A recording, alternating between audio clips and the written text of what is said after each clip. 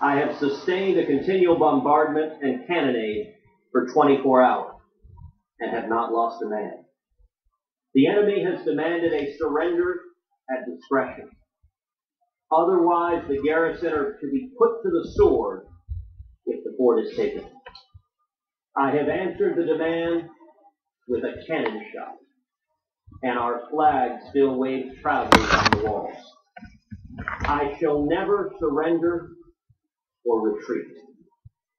Then I call on you in the name of liberty, of patriotism, and of everything dear to the American character, to come to our aid with all dispatch.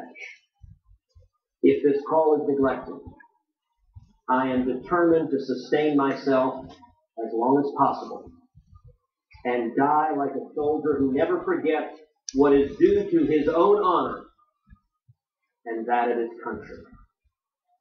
Victory or death. Signed, William Barrett Travis. My question is, does that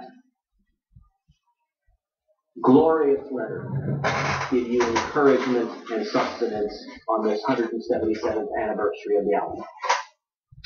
Well, Mr. President, I think, what Travis's letter at the Alamo talks about is that there are things bigger than the individual. At the time he wrote that, I don't think they had much hope of surviving, and he died at the Alamo, as well as his other volunteers, some from my state of Kentucky. But there was an issue bigger to them at the time that they saw as bigger than the issue of the individual. And I think that's what this debate is about. This isn't really about the person of John Brennan. This really isn't about the person of Barack Obama. This is about the body of the Constitution. It's about our respect for it.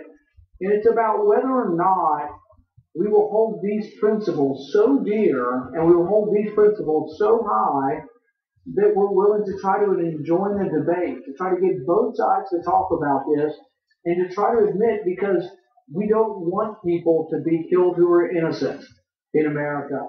We want to have the process that has protected our freedoms for a couple hundred years now to remain in place, and we're unwilling to diminish that simply because of fear.